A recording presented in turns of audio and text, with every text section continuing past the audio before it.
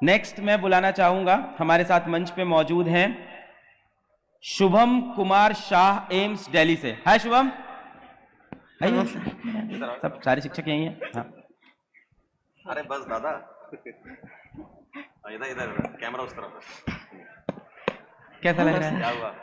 कुछ नहीं सर, मुझे मिलना था एमआर सर से, बोलना था कि सर मैं भी बिहार से हूँ। और सुधांशु सर से भी मिलना था। सुधांशु सर को बुला लेते हैं। सुधांशु सर, आओ आओ। तो मेरा नाम शुभम है, आपने बताया। हाँ हम बताए। तो मैं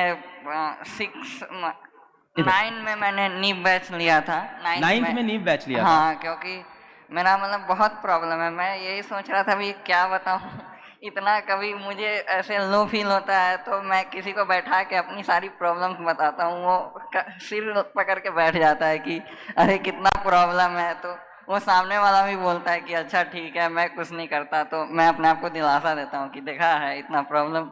बताओ तुम हम लोग को बताओ क्या है? जैसे मतलब जब मैं 6 साल का था तो इस आंख में चोट लग गया, तो अभी ये इसमें ऑप्टिक नर्व डिजेनरेशन क्या एक्सीडेंट हो गया कोई? चोट लग गया, गिरा तो गिर के चोट लग गई तो रेटिना डैमेज हो गया। उसके बाद फिर बचपन से हाई मायोपिया भी था, तो इसमें बहुत ज़्यादा वो है, मतलब 6/24 विजन है। तो जो लोगों को 24 मीटर से दिखता है, मुझे 6 मीटर नज़दीक जाके देखना पड़ता है। और फिर उसके बाद बहुत ये भी, इस आँख में भी वो हाई मायोपिया, तो ये भी कभी भी डैमेज हो सकता है।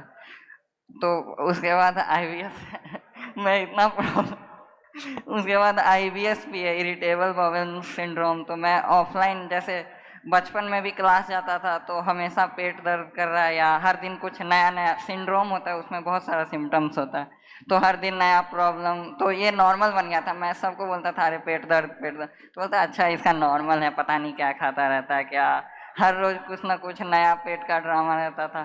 तो मैंने फाइनली, और मैं हॉस्टल में भी रहा, तो 9th में मैंने सोचा कि क्लास तो कभी कभी जाता हूँ, जितना हॉलीडेज होता है उतना ही क्लास में भी जाता था, मतलब बहुत कम क्लास जाता था।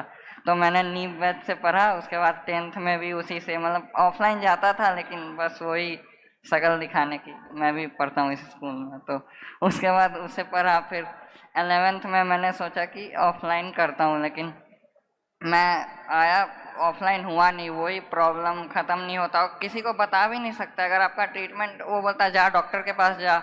10th में मैंने खुद डायग्नोज किया कि मुझे IBS है। 4 साल से डॉक्टर के पास जाता था तो कुछ ना कुछ टैबलेट दे देते थे, मतलब सिंड्रोम का तो ऐसे कुछ इलाज नहीं होता, तो वो दे देते थे। फिर 11th में मैं वापस घर चला गया कि अब नहीं होगा। फिर मैंने ऐसे 11th बीत गया, फिर 12th में मैंने लक्ष्य बैच लिया।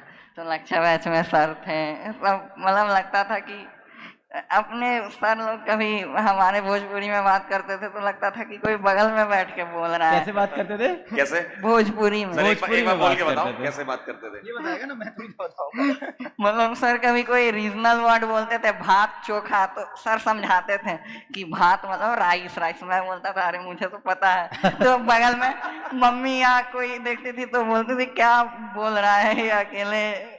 तो वो भी बहुत होता था। और विपिन सर मेरे आइडल है, मतलब विपिन सर आइए ना स्टेज पे। विपिन सर जी विपिन सर को मैं बहुत थैंक्स करना चाहूँगा। मतलब विपिन सर ऑनलाइन में पढ़ाते थे तो सर सोचते होंगे बहुत सारे बच्चे हैं, लेकिन मुझे लगता था मेरा पर्सनल गाइड कर रहे हैं ऐसे। मतलब हर क्लास में बोलना कुछ जोक, या फिर सर फ्रेंडली फायर कर रहे हैं कुछ, मतलब टॉन्ट कर रहे हैं लास्ट में चैट देखते वक्त। पढ़ाते तो थे ही, उसमें कुछ वो नहीं है कि क्या, उसमें पता ही है परफेक्ट है सर का बॉटनी।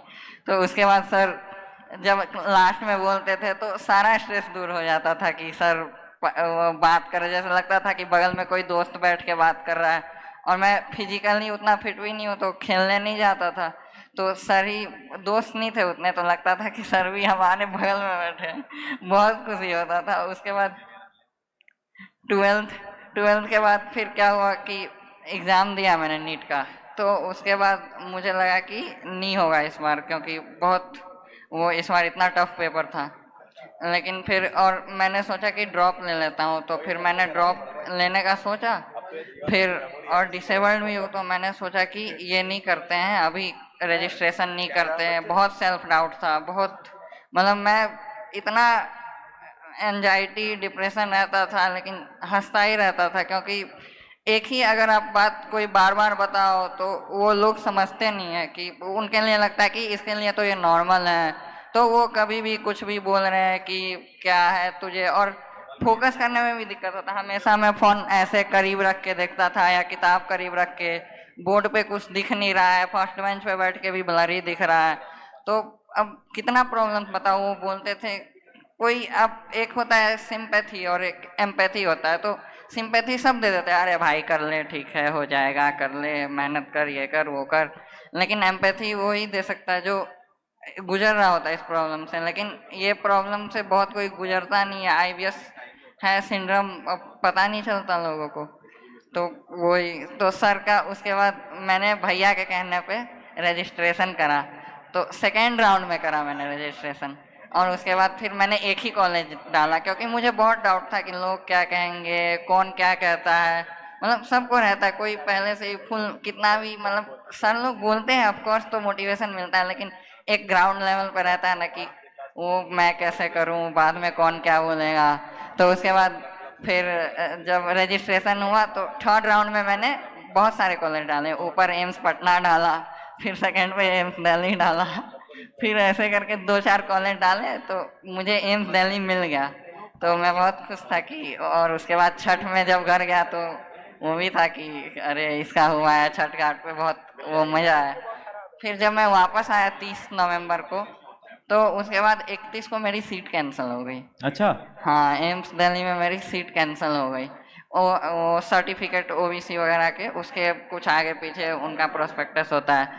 तो फिर उसके बाद फिर मैं उस टाइम तो ऐसा हो गया था कि मैं सोच रहा था पता नहीं क्या करूं, गांव चला जाऊं या कुछ कर लूं, अभी पता नहीं, यहाँ पे नहीं बोलूँगा क्या करूं मैं, मुझे समझ नहीं आ रहा था मैं क्या करूं। लेकिन आप बाहर एक टाइम आ जाता है कि आपको भरोसा उठ जाता है कि मतलब किसको क्या बताएं, सब तो नॉर्मल।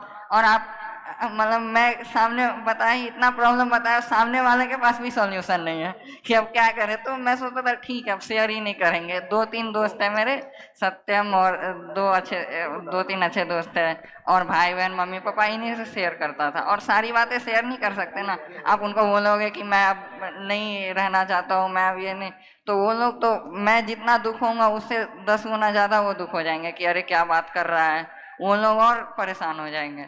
तो इसीलिए मैं कुछ बताता अभी नहीं दुख था। कम हुआ? हाँ सर, अभी तो बहुत कम कितना?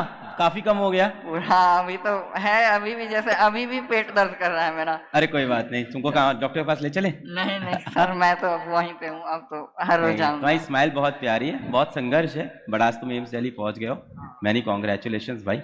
और दिक्कत है तुम्हारी लाइफ में बहुत सारी है, मैं तो सुनते सुनते मुझे लग रहा था कैसे तुम कर रहे हो, और सर फाइटर उसके हो बाद जाते तो फिर कोर्ट केस भी हुआ। हो। कोर्ट केस भी हो गया? ये सीट 10 दिन पहले ही इसका एडमिशन हुआ है। अभी मैं 15 और- दिन पहले कॉलेज में आया हूँ। 10-15 दिन पहले।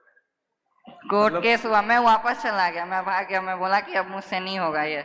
भैया ने, मेरे भैया है सनी, तो उन्होंने अकेले कोर्ट केस किया, ये दिल्ली हाई कोर्ट में खुद अकेले गए। वो बोले कि ठीक है तू जा, तू नहीं करेगा मैं करूँगा। मैंने बोला कि इस सब से कुछ नहीं होता है, मैंने देखा है ये सब आप करोगे, आप इस लेवल पे हो, वो एनटीए कहाँ, और मतलब ऐसे। तो मैंने चला गया। फिर वो एक हफ्ते बाद मुझे मैसेज करते कि देख भागने से नहीं होता, लड़ना पड़ता है। जीत गया। और उन्होंने दिखाया कि ये देख अलॉटमेंट लेटर है तेरा।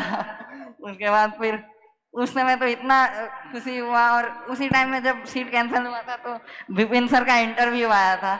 उस समय तो मैं इतना डाउन हो गया था कि मैं सोचा था हो गया, कुछ नहीं करना है, हो गया जो होना था हो गया, सब खत्म है। फिर सर का मैंने इंटरव्यू देखा, मैं तो सर का इंटरव्यू देखते देखते रोने लगा कि सर मतलब इतने ऊपर लेवल पे है, इतना प्रॉब्लम है। तो मुझे उस टाइम बहुत वो हिम्मत मिला कि बहुत बधाई हो बेटा आपको, मैनी कॉन्ग्रेचुलेशंस। नेक्स्ट मैं बुलाना चाहूंगा, हमारे पास ओम प्रकाश राज हैं एम्स भुवनेश्वर से। हेलो ओम, हाय।